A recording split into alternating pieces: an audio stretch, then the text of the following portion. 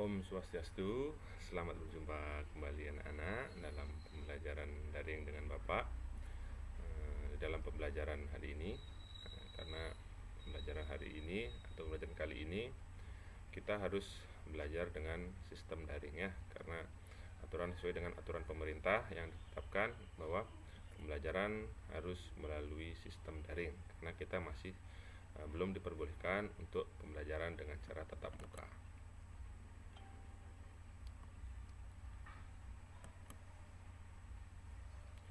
Jadi sebelum pembelajaran Bapak dimulai, jadi Bapak mau tanya kepada anak-anak, apakah anak-anak sudah melaksanakan Trisanje di rumah? Ya, pasti anak-anak sudah sering atau sudah setiap hari melaksanakan sembahyang di rumah ya. Karena kita sebagai umat yang beragama Hindu wajib melakukan sembahyang 3 kali dalam satu hari. Pagi hari, siang hari, dan sore hari. Tujuannya kita sembahyang adalah kita memohon anugerah kepada Tuhan, kita memohon kesehatan, kebahagiaan, dan semoga apa yang kita lakukan pada hari ini sampai sore hari bisa berjalan dengan baik dan lancar, tidak ada halangan apapun dalam perjalanannya. Selanjutnya, Bapak tetap mengingatkan kepada anak-anak untuk selalu mematuhi protokol kesehatan, yaitu dengan memakai masker, mencuci tangan dengan sabun dan air yang mengalir, serta selalu menjaga jarak atau social distancing. Karena dengan anak-anak mematuhi protokol kesehatan ini, anak-anak bisa terbebas atau terhindar dari virus COVID-19 ini atau COVID-19 ini.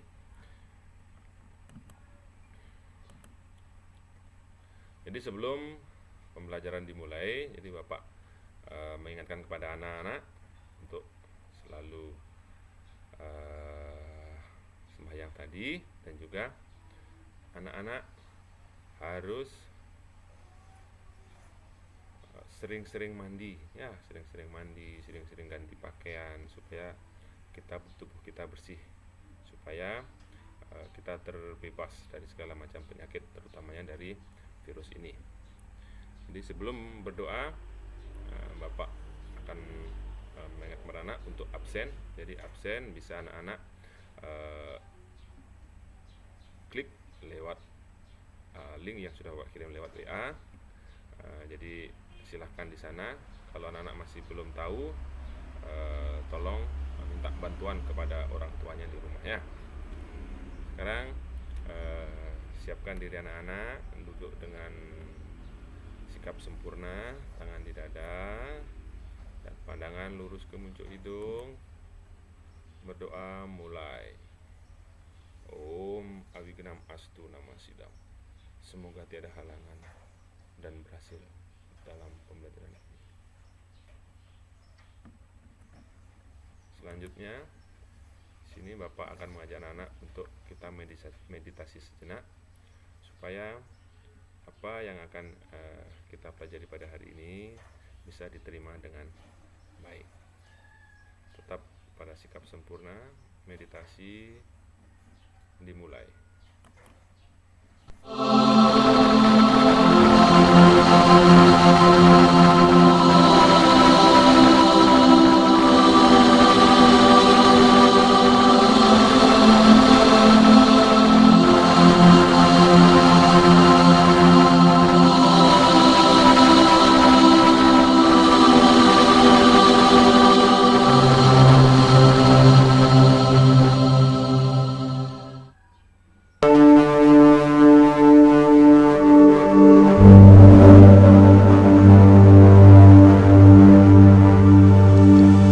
Meditasi cahaya. Duduklah dalam sikap meditasi. Pastikan punggung cukup tegak lurus tanpa memaksakan diri. Leher dan kepala tegak, tidak mendongak atau menunduk. Rasakan tubuh Anda benar-benar rileks, santai, dan nyaman. arahkan perhatian pada pernafasan. Biarkan pernafasan wajar dan alami. Ucapkan so di dalam hati ketika menarik nafas, dan ucapkan ham ketika menghembuskan nafas. Sekarang ingatlah pada cahaya lilin yang terang dan lembut. Secara perlahan, tutuplah mata Anda dengan ringan. Bayangkan cahaya kini berada di dahi, menerangi seluruh kepala dan pikiran Anda.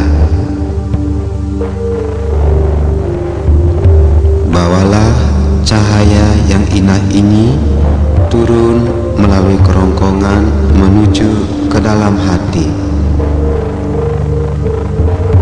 Bayangkan hati Anda bagaikan bunga teratai yang secara perlahan mekar kelopaknya tersentuh cahaya kasih.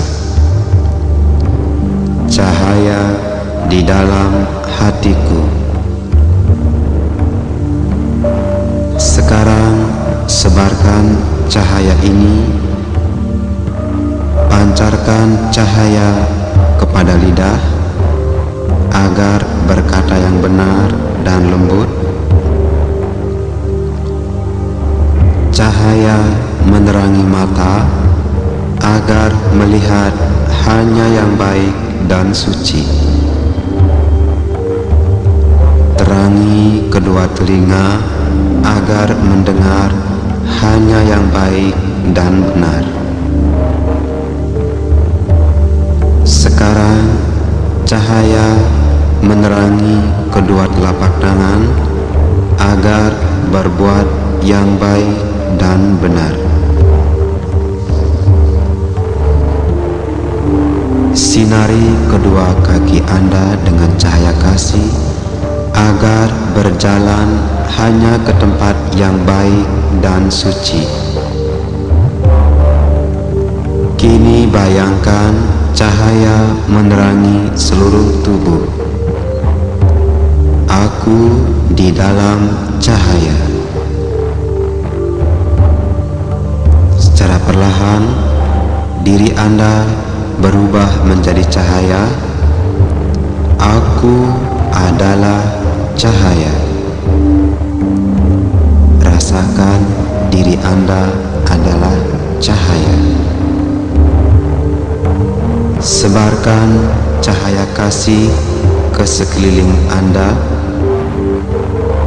Cahaya menerangi seluruh anggota keluarga, sahabat,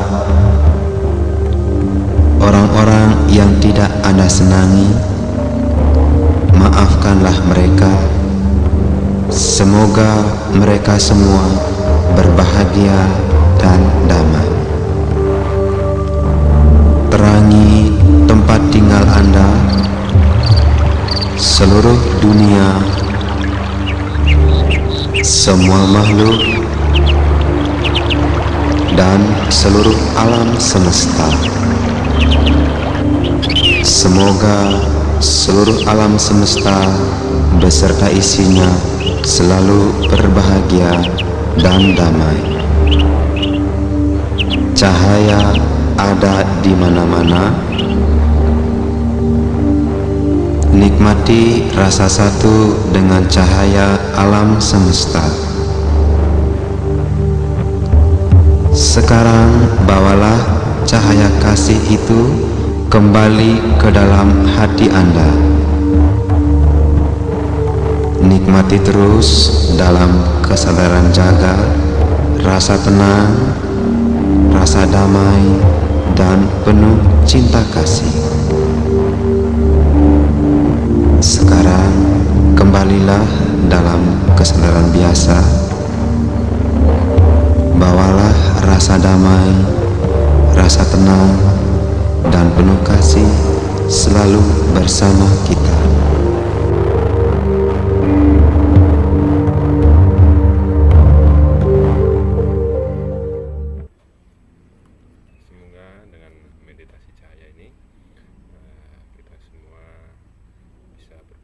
nih, berucap yang baik dan berperilaku yang baik pula. Selanjutnya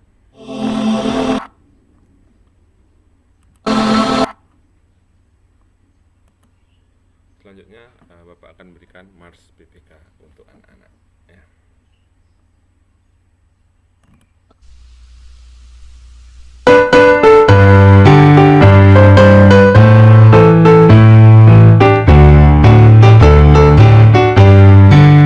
Gerakan Nasional Revolusi Mental membangun karakter generasi gemilang menuju kebangkitan generasi emas bagi manusia Indonesia melalui pendidikan nasional tumbuh kembangkan moral etika bangsa.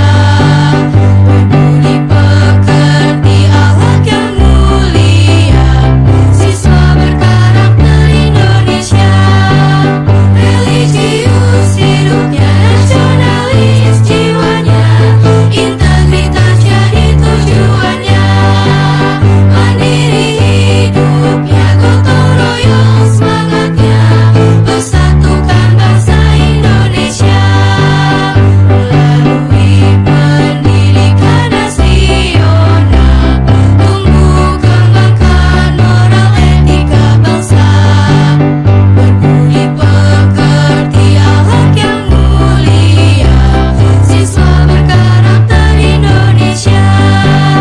Religius hidupnya, nasionalis jiwanya, integritas jadi tujuannya. Mandiri hidupnya, gotong royong semangatnya, persatukan bangsa Indonesia. Siswa berkarakter Indonesia, siswa berkarakter Indonesia.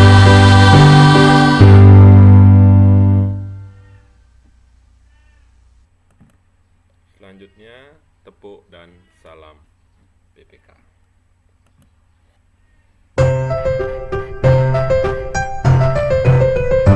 Tepuk PPK, religius, nasionalis, mandiri, gotong royong, integritas. Salam PPK, salam cerdas, berkarakter, menyenangkan, luar biasa, hebat.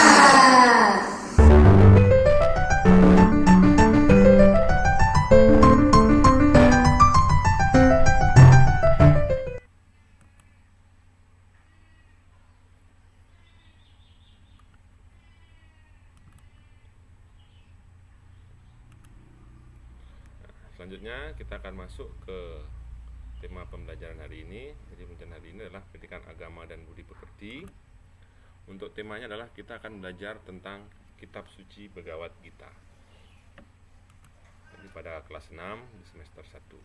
Mungkin anak-anak sudah tahu apa itu kitab suci Bhagavad Gita ya. Jadi kitab suci Bhagavad Gita adalah salah satu kitab suci di dalam agama Hindu kita.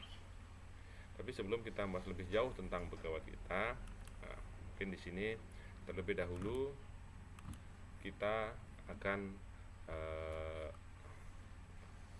mengetahui dulu tujuan pembelajarannya. Jadi tujuan pembelajaran kita pada hari ini adalah yang pertama adalah peserta didik dapat menerima kitab suci Bhagavad Gita sebagai tuntunan hidup. Yang kedua adalah tujuan pembelajaran yang kedua adalah peserta didik dapat menunjukkan perilaku disiplin terhadap isi kitab suci Bhagavad Gita sebagai tuntunan hidup. Tujuan pembelajaran yang ketiga adalah peserta didik dapat menjelaskan tentang pengertian dan isi bab-bab dalam kitab suci Bhagavad Gita sebagai tuntunan hidup. Tujuan pembelajaran yang keempat adalah peserta didik mampu menyalin materi tentang kitab suci Bhagavad Gita. Itulah 4 tujuan pembelajaran dalam tema kitab suci Bhagavad Gita ini.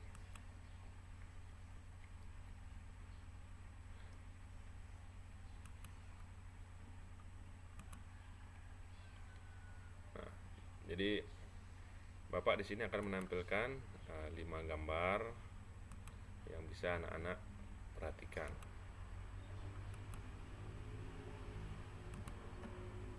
Ya, coba perhatikan gambar-gambar berikut. Kira-kira gambar apa ini? Ya, ini adalah gambar dari kitab suci agama yang ada di Indonesia.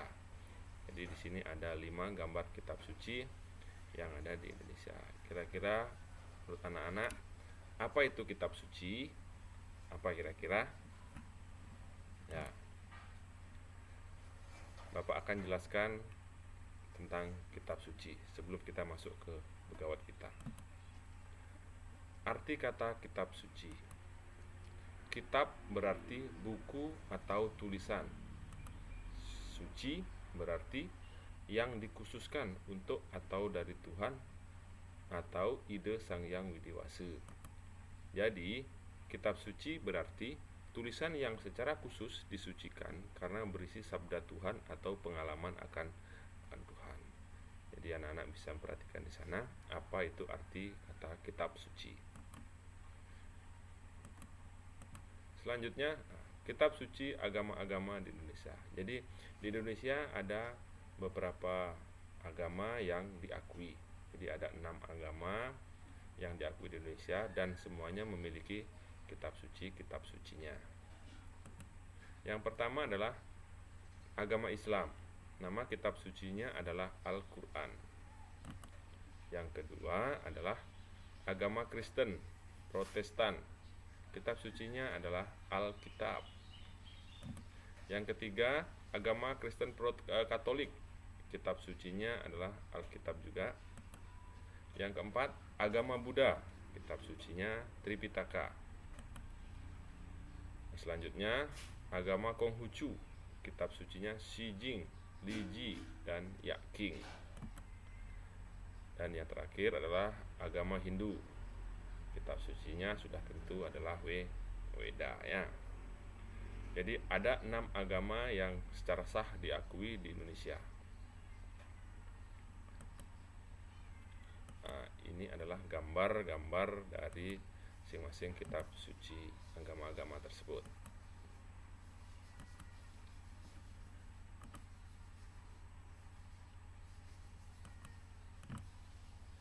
Selanjutnya kita akan masuk ke kitab suci Weda.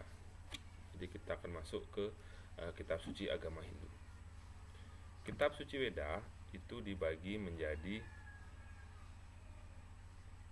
4. Yang pertama adalah Rigveda, Yajurveda, Samaveda, dan Atharvaveda. Itu kitab suci Weda yang pertama. Kitab Rigveda itu berisi tentang mantra-mantra suci, yaitu mantra suci tentang pemujaan kepada Tuhan. Yajurveda juga sama, itu berisi juga tentang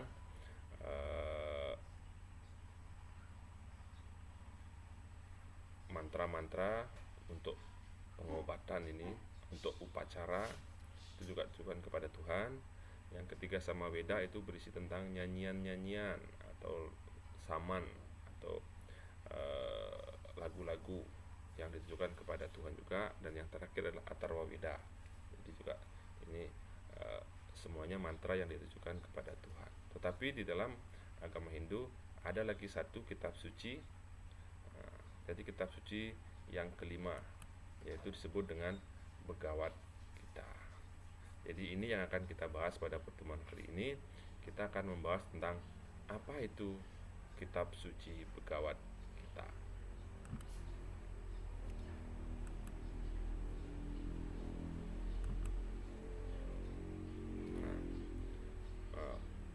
Untuk lebih jelasnya, link pembelajarannya akan Bapak kirim lewat WA, jadi anak-anak bisa menonton di sana. Karena dalam pembelajaran ini Bapak akan memberikan pembelajaran dalam bentuk video yang bisa anak-anak lihat, bisa ditonton ulang. Kalau memang ada yang masih belum paham tentang pembelajaran lewat daring ini, anak-anak bisa nonton lewat video yang akan Bapak kirimkan.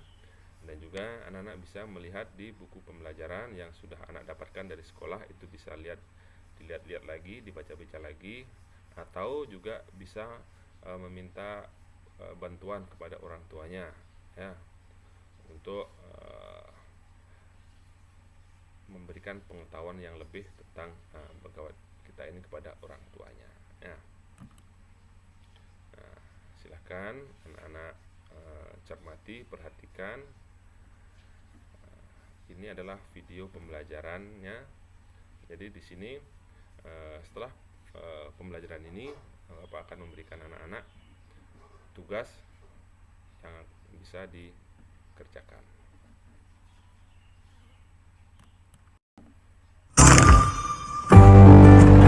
Sebelum kita membahas tentang Begawat Gita, apakah anak-anak pernah mendengar apa itu Begawat Gita? Begawat Gita merupakan kitab suci agama Hindu yang ditulis dalam bahasa Sanskerta oleh Maharshi Vyasa. Kitab ini termasuk kitab Weda Sruti. Kitab Begawat Gita juga disebut sebagai Pancamang Weda atau Weda yang kelima setelah Rigveda, Samaveda, Yajurveda, dan Atharvaveda. Pengertian Begawat Gita. Begawat Gita artinya nyanyian kebahagiaan. Kitab Begawat Gita merupakan kitab suci agama Hindu yang memuat wahyu atau sabda suci dari Sang Hyang Widi yang disampaikan Sri Krishna kepada Arjuna menjelang perang Bharatayuddha di Kurukshetra. Pernahkah anak-anak menonton film Mahabharata atau membaca kisah Mahabharata? Mahabharata merupakan kisah permusuhan antara Pandawa dan Kurawa, dan puncak permusuhan ini menciptakan perang Bharatayuddha di medan Kurukshetra yang berlangsung selama 18 hari. Menjelang perang Bharatayuddha di Kurukshetra, Arjuna bingung dan ragu-ragu karena akan berperang melawan guru dan keluarganya. Kemudian Sri Krishna yang merupakan awatara dari Dewa Wisnu menasihati Arjuna agar dapat membedakan mana yang benar dan mana yang salah. Sri Krishna juga mengajari pengetahuan tentang kehidupan kepada Arjuna. Kemudian, nasihat atau wejangan Sri Krishna kepada Arjuna ditulis dalam sebuah kitab yang bernama Begawat Gita.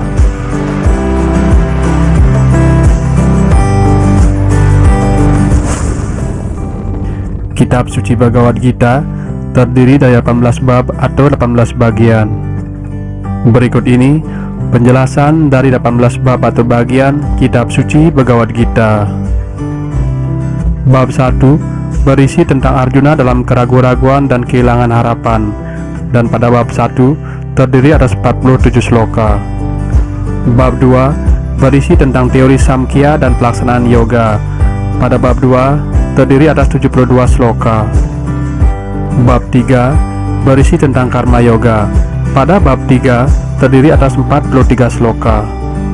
Bab 4 berisi tentang jalannya pengetahuan rohani. Pada bab 4 terdiri atas 42 sloka. Bab 5 berisi tentang melepaskan diri dari ikatan. Pada bab 5 terdiri atas 29 sloka. Bab 6 berisi tentang dhyana yoga. Pada bab 6 terdiri atas 47 sloka. Bab 7 berisi pengetahuan tentang Tuhan adalah kebenaran yang paling utama, dan pada bab 7 terdiri dari 30 sloka. Bab 8 berisi tentang cara mencapai kepada Yang Maha Kuasa. Pada bab 8 terdiri dari 28 sloka. Bab 9 berisi tentang pengetahuan yang paling rahasia. Pada bab 9 terdiri dari 34 sloka. Bab 10 berisi tentang kehebatan Tuhan yang mutlak, atau Tuhan adalah sumber segalanya. Pada bab 10 terdiri dari 42 sloka. Bab 11 menjelaskan tentang bentuk semesta. Pada bab 11 terdiri dari 55 sloka. Bab 12 menjelaskan tentang bakti yoga atau pengabdian suci kepada Tuhan. Pada bab 12 terdiri dari 20 sloka. Bab 13 menjelaskan kesadaran roh untuk mencapai pembebasan dari dunia material. Pada bab 13 terdiri dari 34 sloka. Bab 14 menjelaskan tentang 3 sifat alam material atau disebut dengan triguna. Pada bab 14 terdiri dari 27 sloka. Bab 15 menjelaskan yoga berhubungan dengan kepribadian yang paling utama. Pada bab 15 terdiri dari 20 sloka. Bab 16 menjelaskan tentang sifat baik dan sifat jahat. Pada bab 16 terdiri dari 24 sloka. Pada bab ke-17 menjelaskan tentang triguna dalam golongan-golongan keyakinan. Pada bab 17 terdiri dari 28 sloka. Dan yang terakhir pada bab 18 menjelaskan tentang kesimpulan kesempurnaan pelepasan ikatan. Pada bab ke-18 terdiri dari 78 sloka. Demikianlah pembelajaran tentang Bhagavad Gita dan ringkasan isi dari kitab Bhagavad Gita. Sampai jumpa di video pembelajaran selanjutnya, dan jangan lupa subscribe, like, dan share.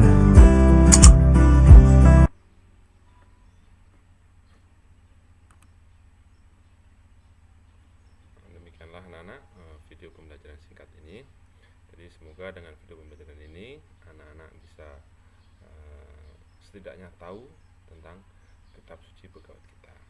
Dan untuk lebih memperdalam lagi pengetahuan anak-anak tentang kitab suci Bhagavad Gita, anak-anak bisa share atau mencari informasi yang lain dari Google, atau dibuka lagi buku paketnya yang sudah anak-anak dapatkan dari sekolah. Nah, selanjutnya Bapak akan memberikan